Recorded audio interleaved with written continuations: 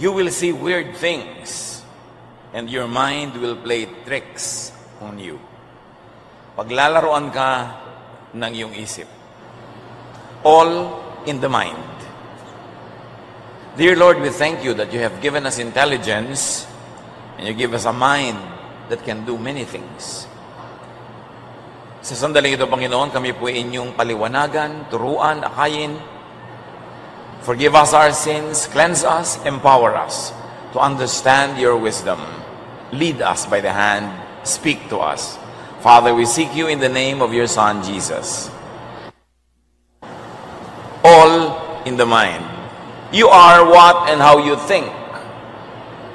Your thought becomes your life.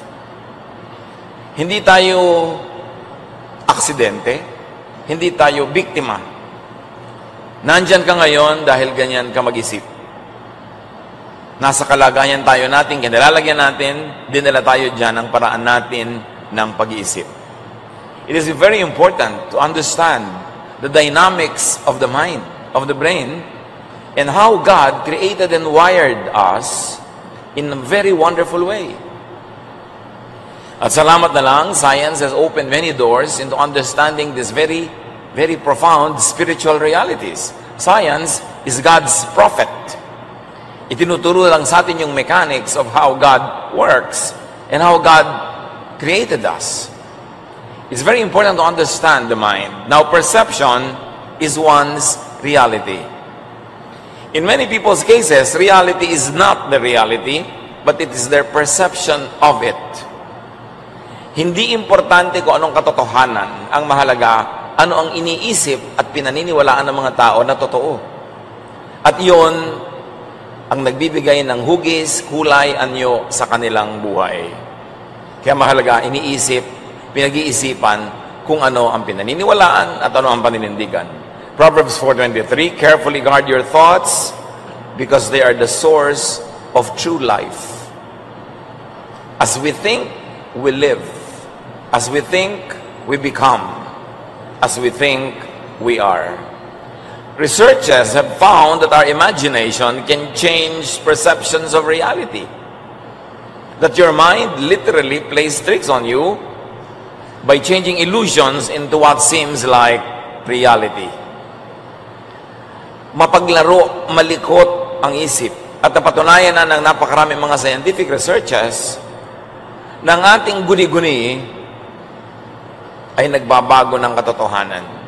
May katotohanan, red, pero sa guni-guni natin nagiging orange, ang paniniwalaan natin ay orange, ang buhay natin nagiging orange. That many people are motivated, are ruled not by what is true, but what their perception to be true is. And to a large extent, your mind can create reality at a mental level. Tingnan nyo yung mga seloso. Pag nag-imagine ka na nagtataksi lang yung mahal sa buhay, nababago na ang iyong heartbeat, nababago na ang iyong blood pressure, nagiinit na yung puno ng tenga mo, sumisikip na yung paghinga, imagination mo pa lang yun. Hindi naman napapatunayan kung totoo nga lang sa oras na ito ay nangyayari yun, pero pag inisip mo yan at inimagine mo, it already affects your body. Your imagination affects your body. What you think affects your body. So the power of the brain goes beyond the skull. It goes to every single cell of your body. And the amazing thing is, it even gets out of your body and it reaches other bodies and other minds. As many researchers, one time and again, prove. Many recent studies suggest that what really affects your outlook on life is the way you perceive reality, not reality itself. That's why manipulators, communicators, or miscommunicators, those who manage info or misinformation campaigns, are good at creating perceptions. Halimbawa, may isang politiko, hindi naman siya talaga nagnanakaw, hindi siya napatunayang magnanakaw, pero tanungin mo lang siya on live television interview, marami pong naniniwala na nagnanakaw kayo, marami daw kayong ninakaw. Yung sentence lang na yon, marami na agad na mag-iisip na magnanakaw talaga yung kausap.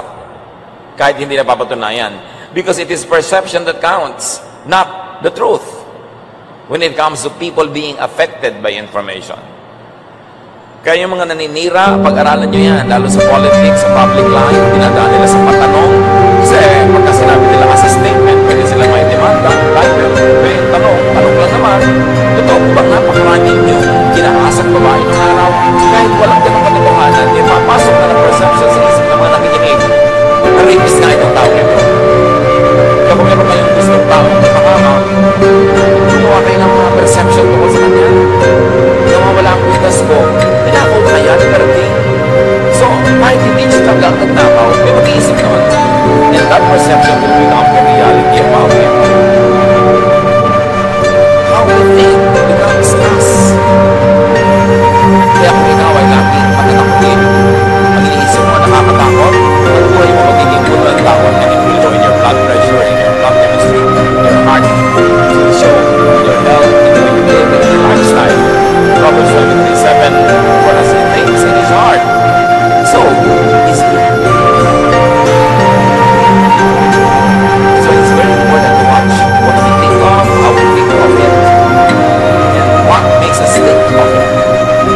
Binabantayan natin kung sino pinapakinggan, sino pinapanood, sino nakaka-apekto sa ating isip. Because God is one's reality.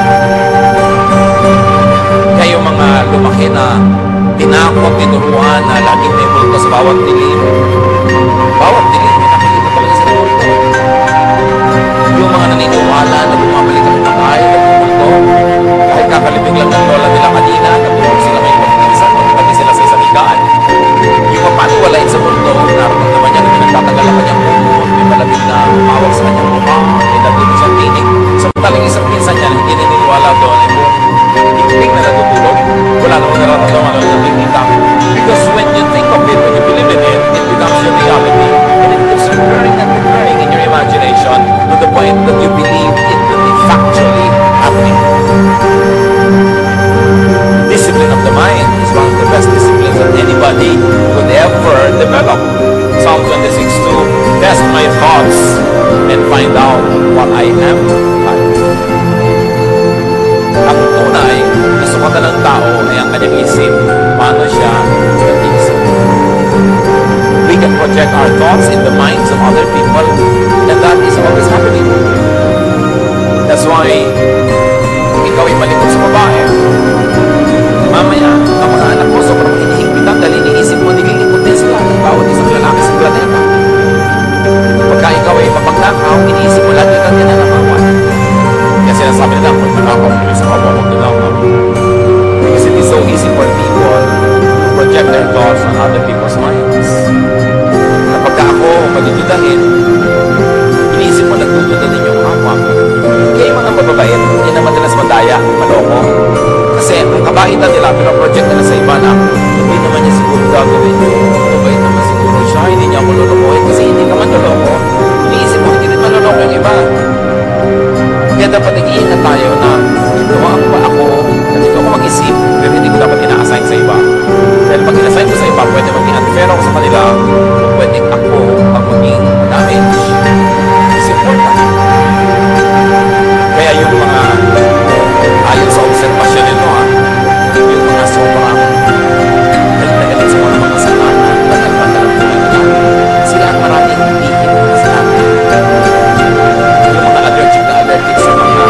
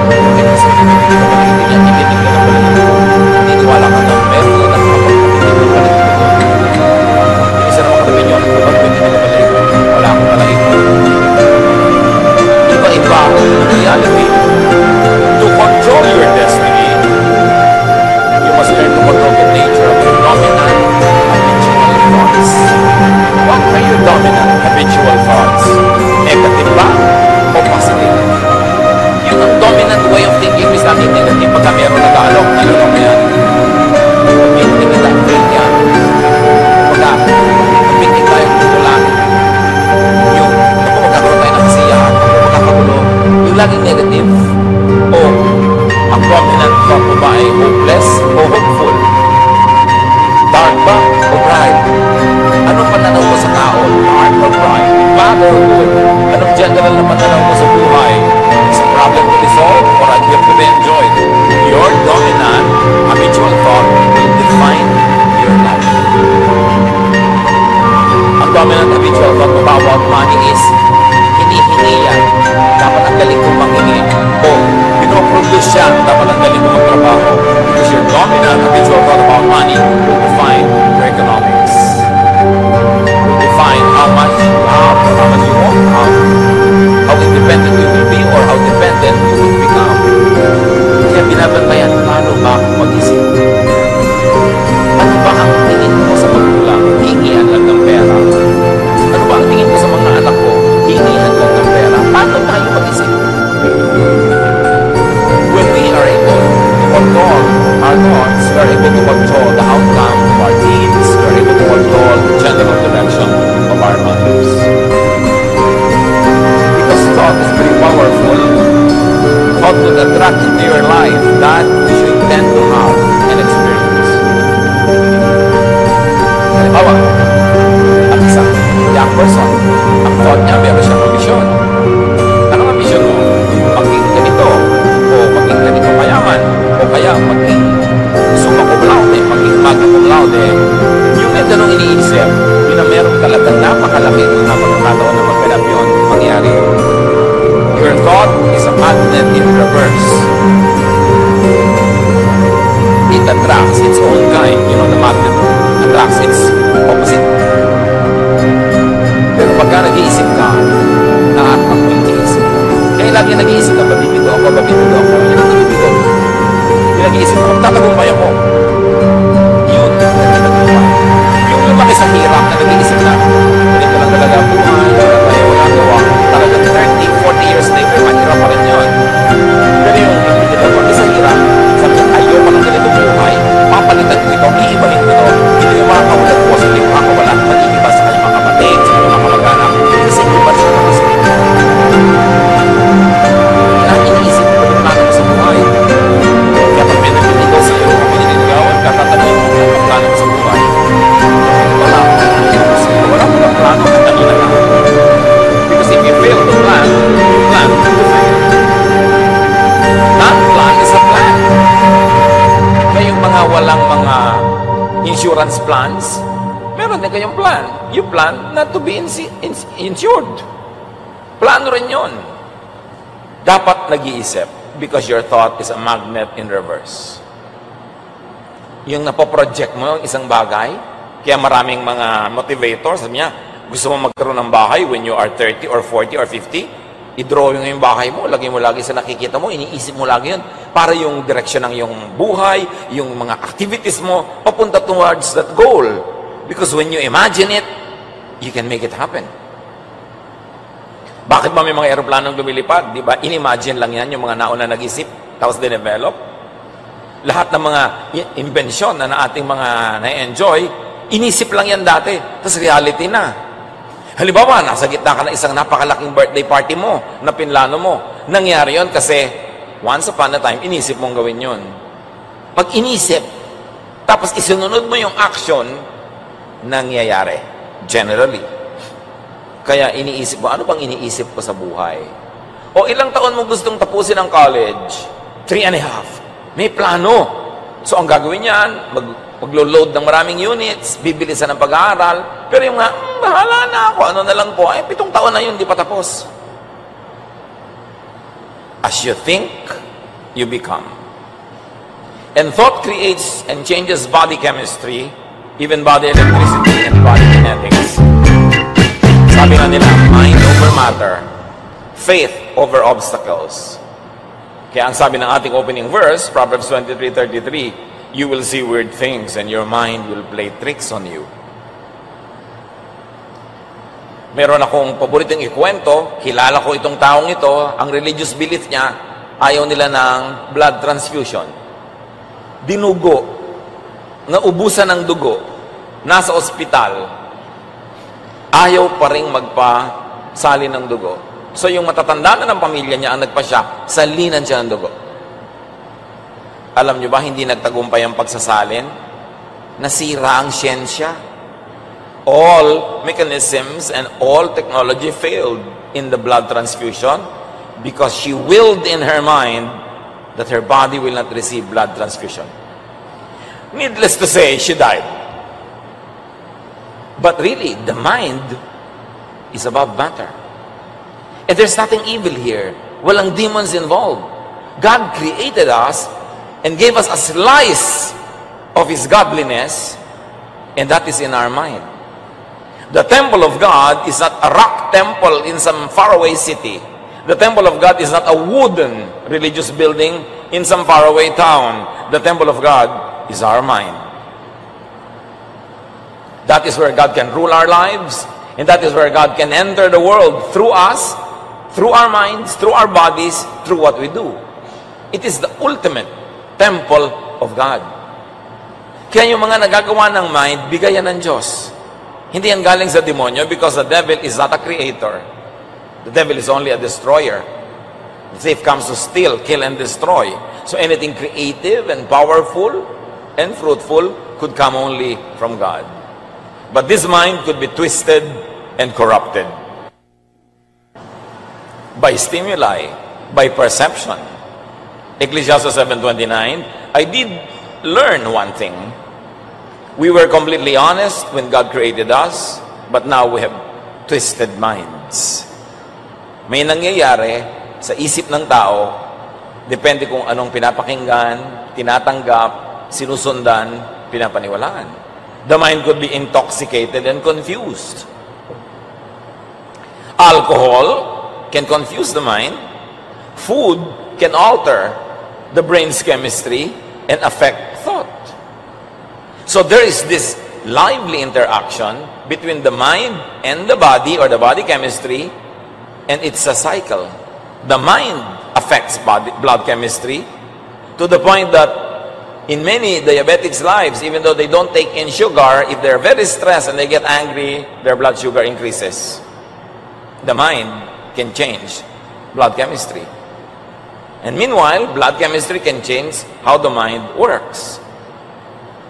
Kaya yan ay dapat nating laging isaalang-alang. The mind could be a source of comfort or torture. Pwede kang panginawahin o pahirapan ng pag-iisip. You can think of God and be comforted, but you can always think of what many people call the end times and be tortured. You can think of God's forgiveness and God's greatness and love, and you can be comforted. And you can think of how many religions present God as always angry and vindictive, and you will always be guilty because you are not perfect, so your religion can either comfort or torture you. Your religion can enrich you or make you poor, depending on what kind of face of God that religion is trying to make you see. Many people call on the same God, pero iba-iba ugali, iba-ibang ginagawa, kasi iba-iba ang perception nila of God. As we see, perception, not what is real about God, but our perception of what God is, what God wants, it affects our behavior. The mind could be straightened, cleansed, and renewed, however. Kahit na nababaluktot, narurumihan, pwede namang ituwid at linisin at baguhin. 2 Corinthians 5:17, kaya't kung nakikipag-isa na kay Kristo ang isang tao, isa na siyang bagong nilalang. Wala na ang dati niyang pagkatao. Sa halip, ito'y napalitan na ng bago. At ang tunay na bagong tao, isa lang naman ibig sabihin, bago na ang pag-iisip. Bago na ang paraan ng pag-iisip. Studies have shown that thoughts alone can improve vision, fitness, and strength. Na yung pasyenteng positive thinker, tinatablan ng mabuti ng gamot, ng therapy, ng mga treatment. Pero yung mga negative, hindi naman tatalabi ang gamot na yan. Ay, naku, wala namang kwenta yung doktor ko, mukhang bungo. Pagkatapos, sabi mo, naku, ang pangit-pangit naman ang hospital na to, lalala ako dito. Yun talaga nangyayari. Kasi nasa isip mo, mangyayari. Alam nyo yung placebo effect? Yung Binigyan ng isang grupo ng pasyente na tinurukan ng tubig lamang, yung isang grupo tinurukan talaga ng totoong gamot, pero pinapaniwala sila pare-pareho na gamot ang itinurok sa kanila, kahit tubig lang ang itinurok doon sa isang grupo, naggalingan. At yun ang tinatawag na the placebo effect. And placebo effect works because of the power of thought. Tinuturukan ka ng tubig, pero sabi mo, ako, gagaling na ako, naturukan na ako. Gumagaling nga. Nalampasan ng paniniwala yung limitasyon ng tubig. Pero yung tinuturukan ng totoong gamot, tapos negative, mamamatay na ako, hindi na ako gagaling, ako, anong lungkot ng buhay. Hindi tinatablan. Yun naman sinasabi nila na iba, the reverse of placebo. Body chemistry, electricity, and kinetics create and affect emotion. Kaya may mga pagkain talaga nakakapagpatamad, may nakakapagpasaya, may nakakalungkot. Kaya may mga gamot na uppers, pampasigla, may mga downers, pampakalma kung sobra ka namang hyper. Tinatablan talaga ng mga chemicals na yan ang ating isip, ang ating emosyon. Kaya maraming magpapakamatay. Baka kung nakakain lang yan ng pagkasarap-sarap na fruit salad o puto bongbong, baka hindi nagpakamatay. Baka naiba yung kanyang blood chemistry na nagbibigay sa kanya ng sobrang depression. Kaya lagi ko sinasabi sa mga depressed, Pastor, depressed po ako, dito na-depress, ano pong gagawin ko? Magkakain ka na masasarap, gutom lang yan. Nakita niyo yung propeta sa Bible?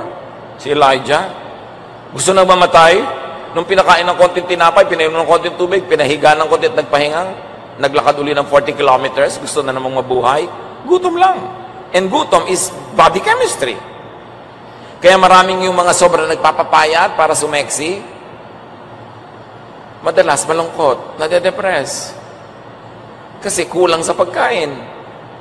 Sa kapayatan, naliligo sa shower, hindi na mabasa, ayaw tamaan ng tubig. Ganun na kapayat.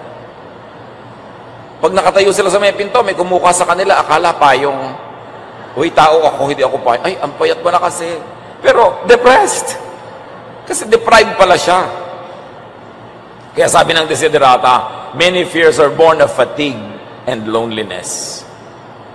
Pag pagod ka at malungkot, ang daming mong naiimbentong takot sa buhay. Subukan mo lang magpahinga at matawa ng konti, sumaya, nawawala yung mga fears.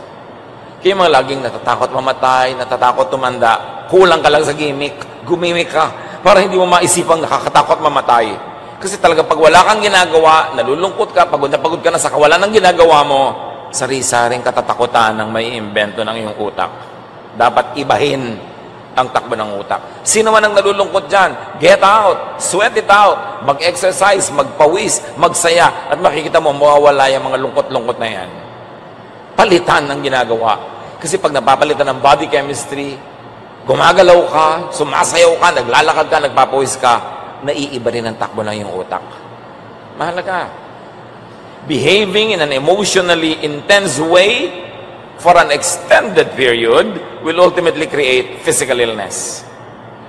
Pag lagi kang stress, lagi kang galit, lagi kang nagsiselos, lagi kang takot, magiging sakit yan. Kaya kung matatakotin ka sa turbulence, takot na takot ka sa mga enclosed spaces, huwag ka magtrabaho sa aeroplano. Kasi araw-araw yun ang trabaho mo, may turbulence. Piliin mo yan. May claustrophobia ka, tapos mag-elevator girl ka pa. Diba? So, hindi mo dapat gawin yon. Kung saan ka na-stress, lumayo ka doon para maging healthy ang buhay mo. Eh, paano po yung asawa ko? Siya ang stressor. Well, change your mind about your spouse. Pwede namang tanggapin mo na lang siya o pag-aralan mong huwag masyadong pansinin. Kasi kung araw-araw na-stress ka, araw-araw, sasabihin mo sa akin, naiinis ako sa husband ko. Alam mo, 50 araw na natin pinag-uusapang naiinis ka, anong ginawa mo para mapalitan? Ipagpalagay, hindi mo mapalitan yung asawa mo. Eh, dapat may iba kang palitan. Palitan mo yung attitude mo, palitan mo yung schedule mo para konting-konti lang pagkikita nyo. Magtrabaho ka ng gabi para wala ka sa bahay pagtulog siya. Pag uwi mo, aalis na siya. May dapat kang palitan para mapalitan yung problema mo. Pero hindi yung ang tagal-tagal na, yun ang yun, paulit-ulit yung problema mo. Ibig sabihin, wala kang ginagawa para palitan ang takbo ng isip mo.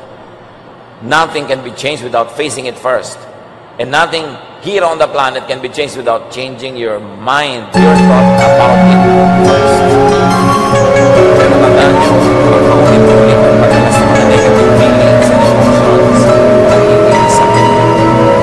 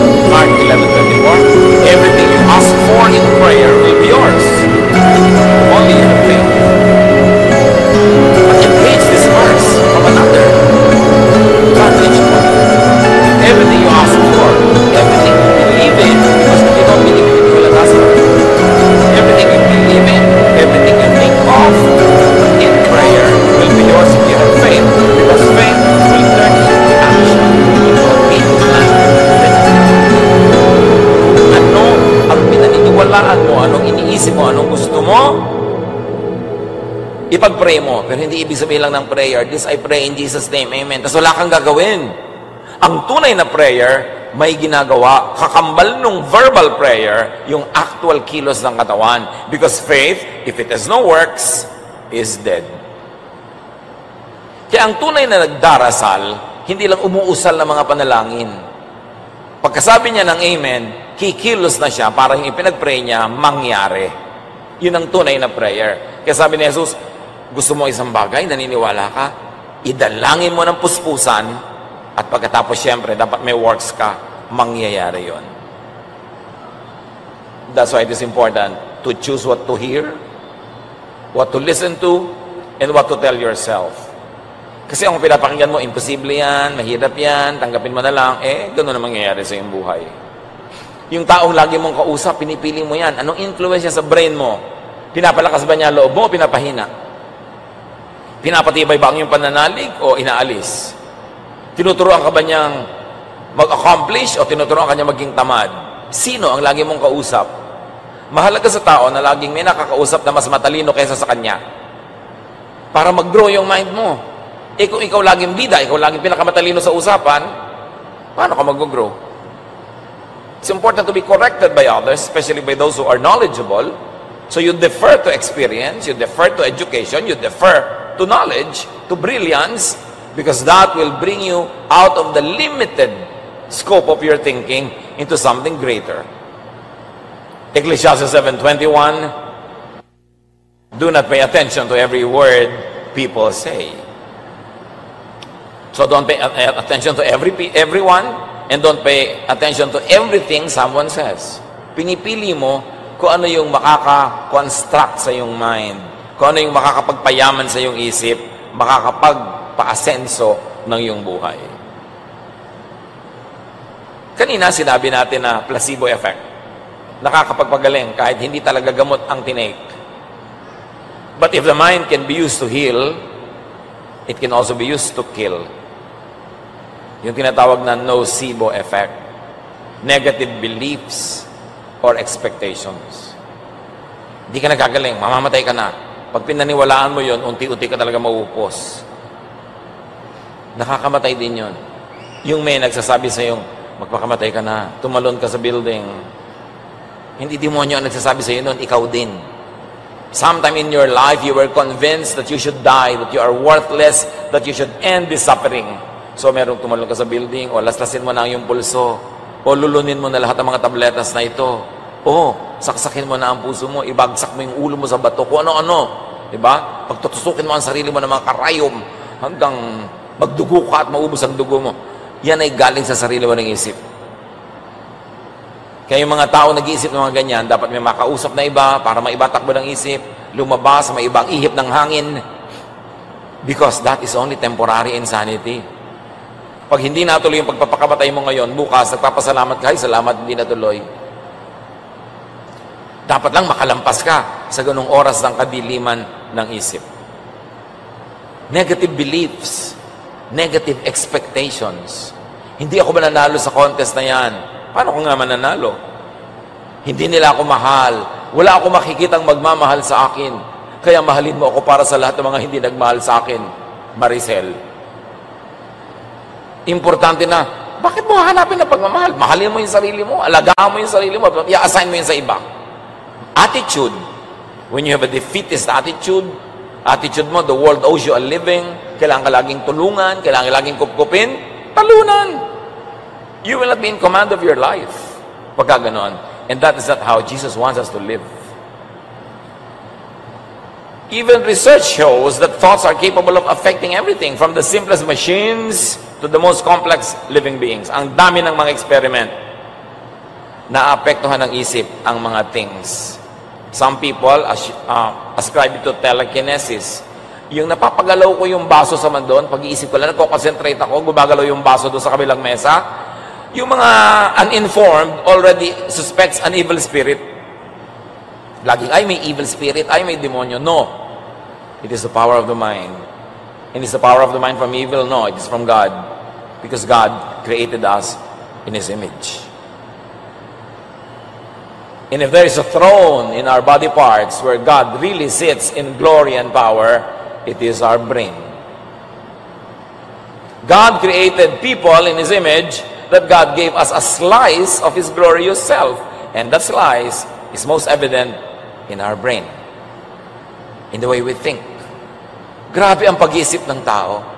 Hanggang ngayon nga, hindi ko maubos maisip bakit yung fax lumalabas dito sa aking bahay, yung papel na pinapadala mo sa bahay mo, saan dumaan yun? Grabe ang tao. Nakikita mo yung mga pupunta sa airport, ang bibigat ng mga maleta, hindi maangat, pero lahat yun isasakay sa aeroplano, plus yung mga tao, plus kung ano-ano pa, tapos dilipad yung aeroplano. Ang galing-galing ng isip ng tao. Nakakapagpasok ng camera sa kaliit-liit ang ugat mo, at nakakaputol ng mga kung ano-anong mga cancerous things there, nakakakuha pa ng picture. Yung puso mo, tinatanggal, ibinababa muna, may mga pinagagawa sa iyo, may ibabalik uli. Grabe ang tao. Saan galing yon? Sa Diyos. Ang galing-galing ng talino ng tao. At according to studies, hindi man lang tayo gumagamit ng not even 10% of the capacity of our brain. Marami mga brain, hindi ginagamit. Puro, ay, nakasanayan ko na to, ito na lang, ayoko naman mag-iba, mag-experiment. Pag may tinuturo ko, ayoko niyan, nosebleed. Mga tamad mag-isip. Kaya mga tao nakalublob sa kamangmangan. Pagka mayroon tuloy nangyayari, demonyo agad ang iniisip at pinagbibintangan, o multo, o sari-sari. The devil is in your mind. Laging kung ano-ano iniisip ng mga tao, tinutokso ako ng demonyo. Bakit yan tutokso ng demonyo? Yung sarili mo tumutokso sa'yo kasi yan ang gusto mo. Tapos yung demonyo pinagbibintangan mo para hindi mo masisi ang sarili mo. Nasa isip natin yan. Every thought we have is tangible energy with the power to affect even the physical world. In fact, marami mga researchers ang ginawa that demonstrate that the brain, the human brain, can direct even how some fish swim. The behavior of cats and dogs, even of bacteria and mice, can be affected when you focus and think of it.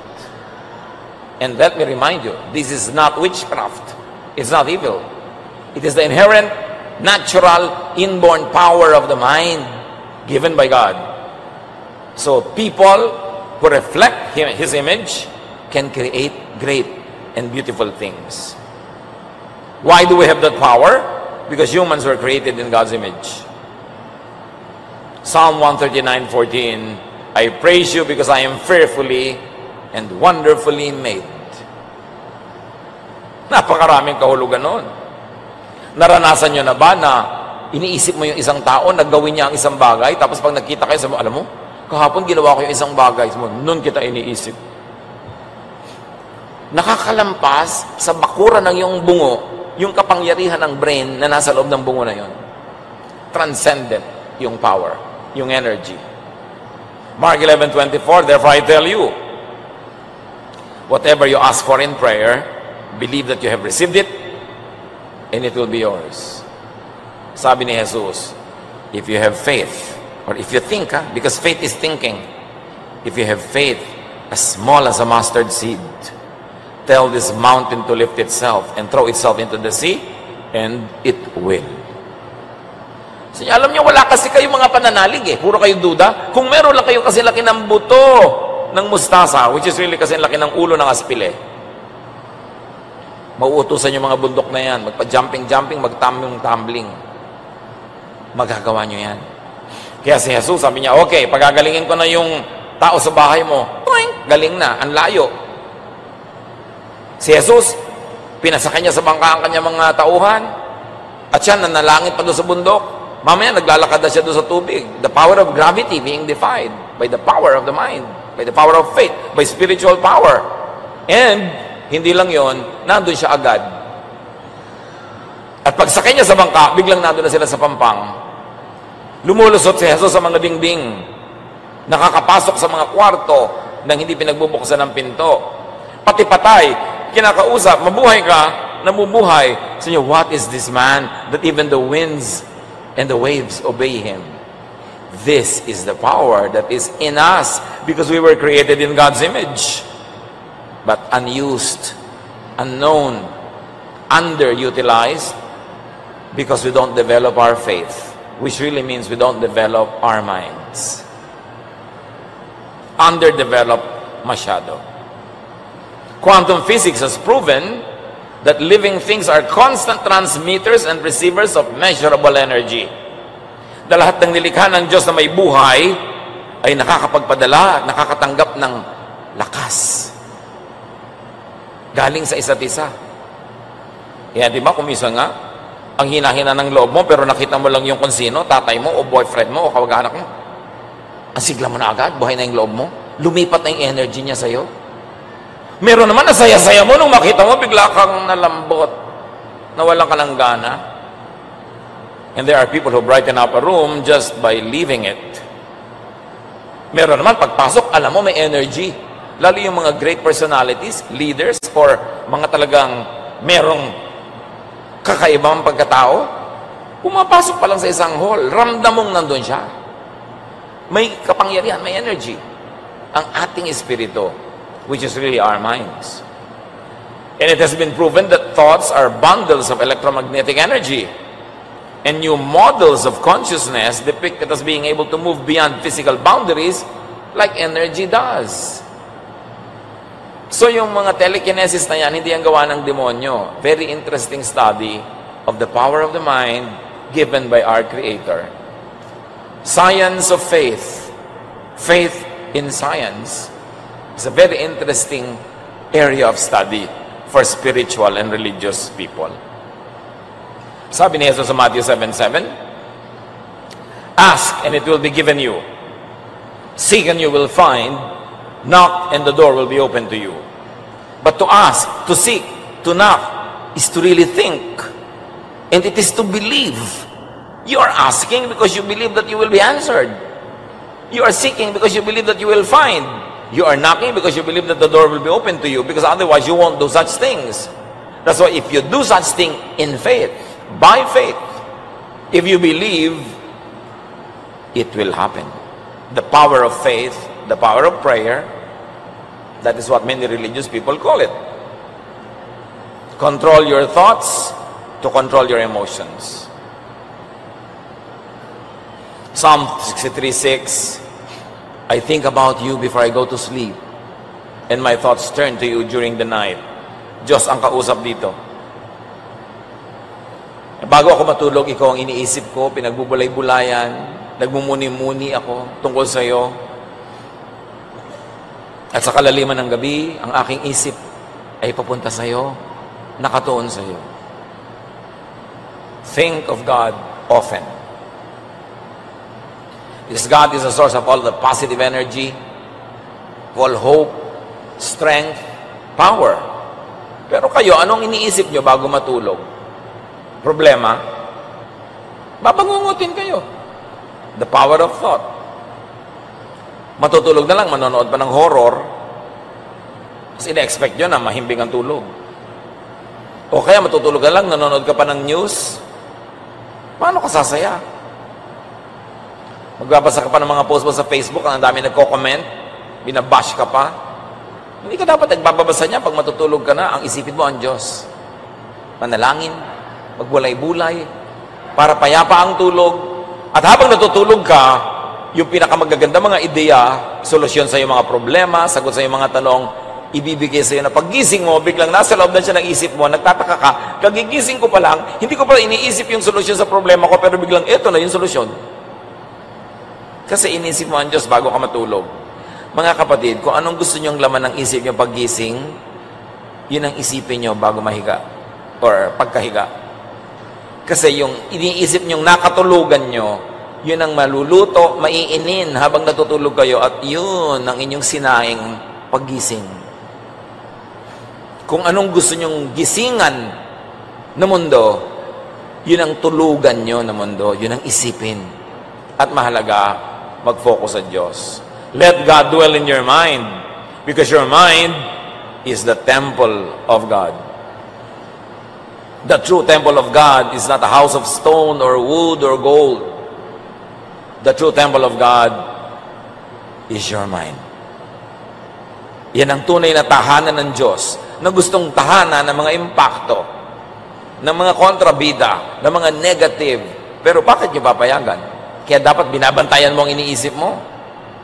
At kung hindi ka masaya sa iyong buhay, o may mga bahagi ng iyong buhay na hindi ka masaya, baguhin mo yon sa pamamagitan ng pagbabago mo na ng iyong iniisip tungkol doon. Change your attitude, change your mind, change your values, change your approach, so it will change. Romans 12:2, let God change the way you think. Then you will know how to do everything that is good and pleasing to Him. So offer your mind and your thoughts to God. Let God dwell in your mind. Let God enter your world and the world through your mind. Paano tutulong ang Diyos sa mga nangangailangan? Papasukin mo siya sa iyong isip, ma-realize mo na matulungin ng Diyos, tapos sundin mo siya, tutulong ka, pumasok ang mundo sa buhay ng iba sa pamamagitan mo. Ang entry point ng Diyos, yung mind mo. Kasi pag pinaniwalaan mo na, gagawin mo na, so sa Diyos ka magpasakop. Develop your mind so you could know God more. 2 Corinthians 3:18, so our faces show the bright glory of the Lord, as the Lord's Spirit makes us more and more like our glorious Lord. Said simply, God changes us into ever-increasing likeness of Jesus. One of the greatest goals in life is to be more and more like Jesus. So discipline your mind to focus on what is uplifting. Don't focus on what makes you feel low. Don't focus on what takes away your hope, your happiness, your energy, your joy. Disiplinahin ang isip, kasi pag hindi dinisiplina, tinatangay ng kung ano-ano sa mga bagay na di ka nais-nais, hindi maganda. Philippians 4:7-8. At ang kapayapaan ng Diyos na hindi kayang maunawaan ng tao, ang siyang mag-iingat sa inyong puso at pag-iisip dahil sa inyong pakikipag-isa kay Kristo Jesus. Lagi ninyong isa-isip ang mga bagay na karapat-dapat at kapuri-puri, mga bagay na totoo, marangal, matuwid, malinis, kaibig-ibig, at kagalang-galang. Sabi ko, meron din lang kayong iisipin, mag-uubos na rin lang kayo ng energy ng pag-iisip.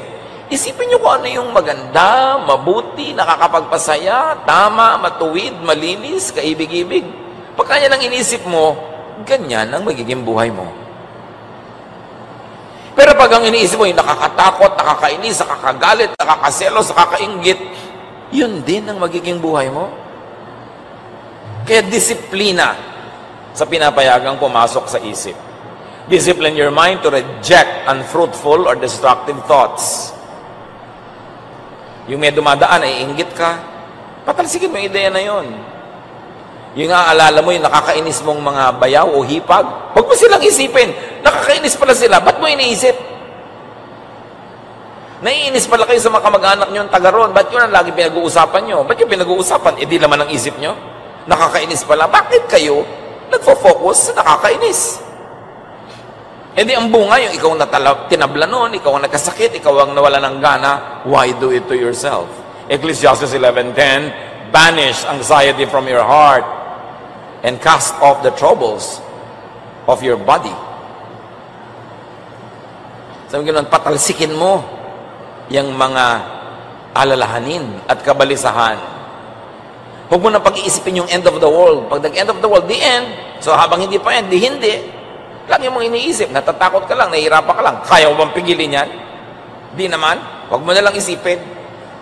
Mabuhay ka ng matuwid, tama, kahit ng oras ka abutan ng Diyos, di ba ganda? Paano po kung naabutan ako sa spa? Mano naman? Kung maraming araw ka naman na nagpapakain sa mahihirap, tumutulog sa magulang mo, gumagawa ng mabuti, nagkataon nung nasa spa ka dumating ang Diyos, di sa spa ka inabutan. Anong problema doon? Kailangan ba lagi talaga abutan ka na nagmi-mission? Kaya yung iba, pag darating na ang Diyos, puro mission na, hindi na magtatrabaho, hindi na magpapahinga. Hindi ganun. Sabi nga, 2 women are working in the mill. One is taken, one is left. 2 men are out in the field. One is taken, one is left. In other words, kung saan ka abutan, dito ka abutan. Live normally. Huwag mong problemahin yung end times na yan. Pampatakot lang eh. Wala ka namang mapapala. And meditate. Kailangang iagaw ng oras ang pagbubulay-bulay, pananahimik, pag-iisip-isip, pagninilay-nilay, o walang iniisip. Ipinapahinga mo lang yung isip mo. Ngayon, ang tao hindi napapahinga ang isip eh. Kahit umaakyat ng bus, inilalabas yung cellphone at nagte-text. Matatahimik lang ng konti, uupo, naghihintay ng order sa restaurant, bubuksan agad yung cellphone. Wala nang panahon na bakante para medyo makapag-isip-isip naman, makapagnilay-nilay, o kaya walang isipin. Pahinga rin yun. Do not mistake activity for achievement. It's not because that you're always busy thinking about something, it means that you're accomplishing something already. Dapat may mga recess, pahinga. Through meditation, it has been proven by many scientific studies, habitual thoughts of hatred, anger, and revenge are replaced with intentional thoughts of acceptance, of cooperation, unconditional love, and forgiveness. Kaya din natin tabi, I meditate on your word day and night. Meron talagang napapala ang nagbubulay-bulay at nagpapasuri sa Diyos. Psalm 139, 23-24. Search me, O God, and know my heart. Which really means know my mind. Test me and know my anxious thoughts. See if there's any offensive way in me, and lead me in the way everlasting. God always search my mind, my heart. Anong iniisip ko? Anong pinag-iisip ko? Plant a thought, harvest an act. Plant an act, harvest a habit. Plant a habit, harvest a character. Plant a character, harvest a life or a lifestyle. Yung life o lifestyle mo nagsisimula sa thought. So sa thought pa lang, kontrolin mo na. All begin in the mind. All end in the mind is really all in the mind. Your mind should be the habitation of God, not of the devil. Your mind should be the home of love, happiness, peace, contentment, joy, not of hatred, of strife, of anger, of pain, of bitterness. Dapat piliin. Wasakin, gibain, patalsikin ang lahat ng isipin na sumisira sa ating kagandahan, sa ating kapayapaan, sa ating katahimikan. 2 Corinthians 10:5. We demolish arguments and every pretension that set itself up against the knowledge of God, and we take captive every thought to make it obedient to Christ. Ginigiba namin ang lahat ng mga ideya na kumokontra sa Diyos at ipinabibihag kay Jesus ang bawat iniisip ng aming utak. At pinasusunod kay Jesus ang takbo ng aming isip. Doon nagkakaroon ng kapayapaan. Pag ginawa yan, matutupad ang pangako ni Jesus, come to me all of you who are tired and heavy laden, and I'll give you rest. Sabi niya, I will show you great and wonderful things. Sabi, the mind has not thought of, the eyes have not seen the great things that God has in store for His people. But first, you've got to open your mind to God. Cleanse your mind, detox it of all poisons, and make it obedient to the thought of Jesus. Dear Lord, teach us. Marami nang nakontrol ang tao, pero ang isip niya hindi pa. Turuan niyo kami, nabigyan ng direksyon namin pag-iisip. Kilalanin ang mga negative thoughts na hindi namin dapat i-entertain. At punuin namin ang aming isip ng anumang mga bagay na mabuti, maganda, kaibig-ibig, kanais-nais, totoo, nakakapagpasaya, nakakapagpabait. Pagbulay-bulayan natin mga kapatid ang kahulugan ng mga ito sa ating buhay, and in a moment of silence, think about how these things might be applied in your personal life. Lord, continue to speak to your people as we ask you and hear from you what we should do with our personal lives in reaction to all of this. Be with the Lord in silent reflection.